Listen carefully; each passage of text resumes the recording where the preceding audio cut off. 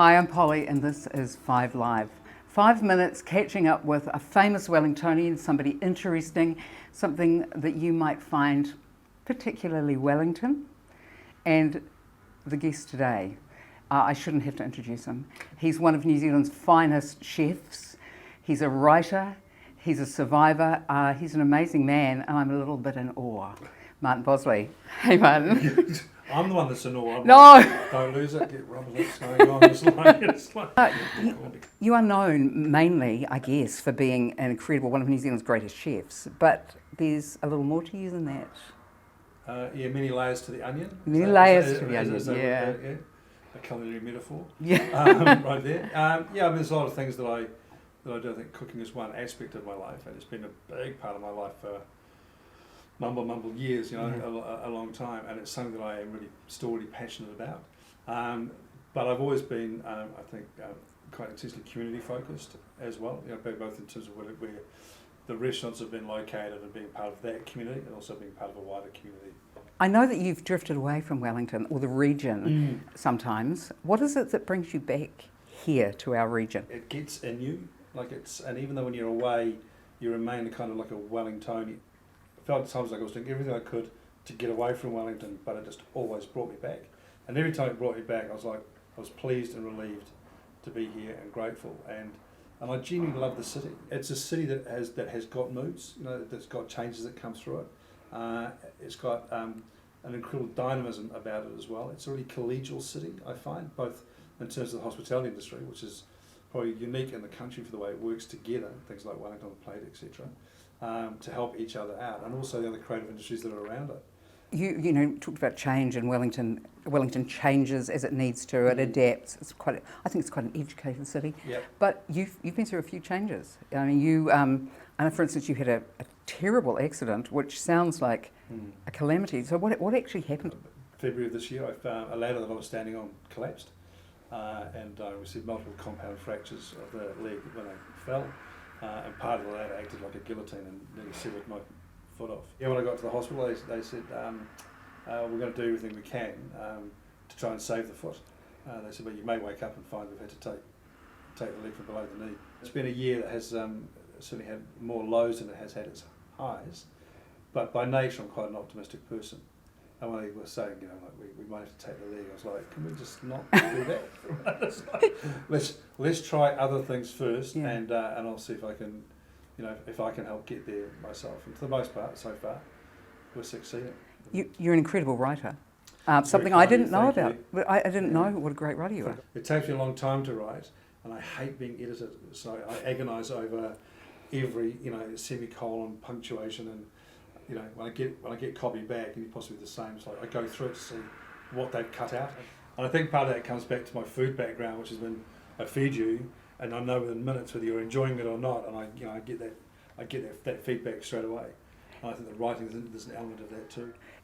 In the old days, do you think you had an arrogance about you that you no longer have? Because you do not seem like the person I thought I was going to meet. Yeah, I was horrible younger. I was awful. I was ghastly to be around, I think.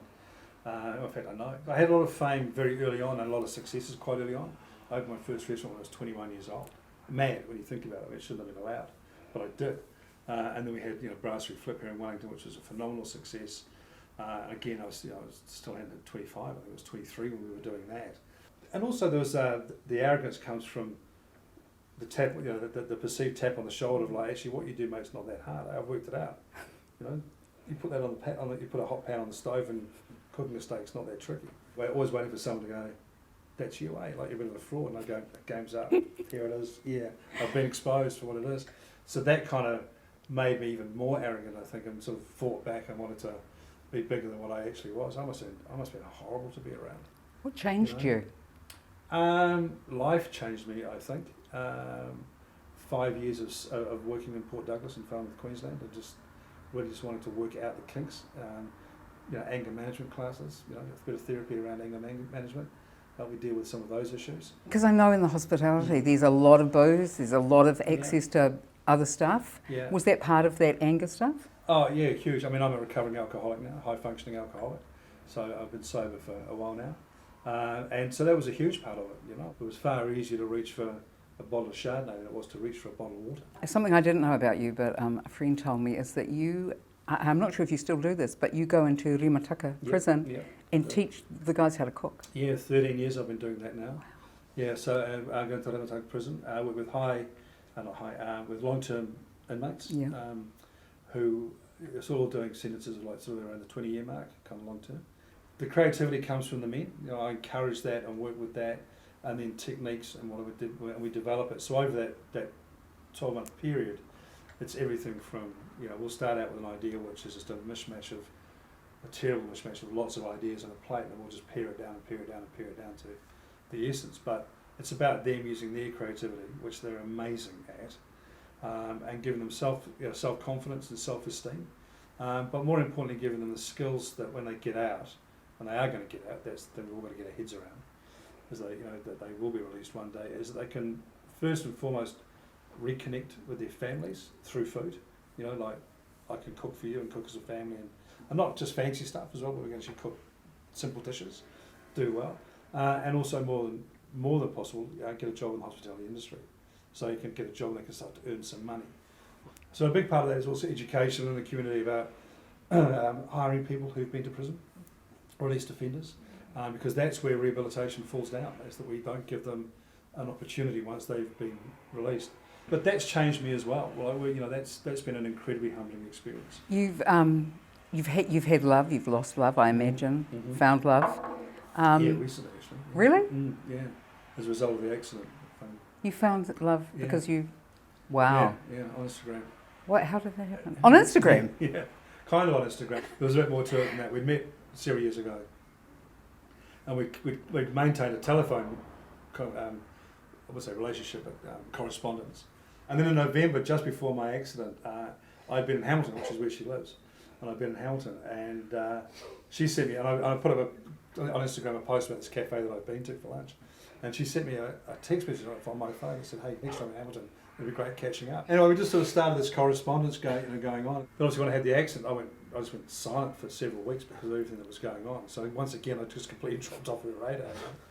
So when I got home, I thought I probably should ring her and let her know that I've been in the wars a bit, and that's why I'd gotten quiet again. Every day she rang and she said, like, "What's going on?" And I said, so she came off the back of liking an Instagram post, and that's just kind of developed to the point where it is now.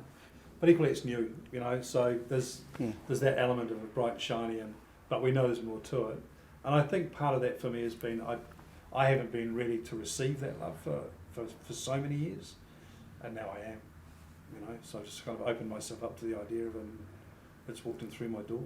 What would you say? There are people in our community at the moment that are suffering, like their businesses, and it's an easy time for us to just worry about ourselves, but there are so many small businesses around that are struggling. What would you say to those people, that are, the new cafe owners and all those guys? Yeah, it sounds so trite to say hang in there. No, it doesn't. Or take care, you've got this, because they probably don't feel like they have got it. There's a certain solace that I think would come for them knowing that they're not the only ones in the waka doing that. That everybody's in there too, and everybody's saying the same thing. That's saying that it doesn't help you sleep at night, but that you're not the only one that's doing it. And I think the only advice is hang in there, because we will get through this. They shouldn't underestimate how much support and love there is for them out there, either from in that wider community that wants to see them succeed. We want them back. We need them to be there.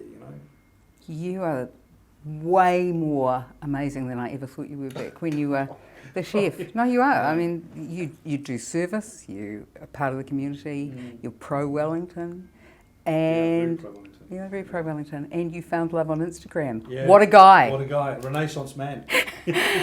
Martin Bosley. What a guy! No,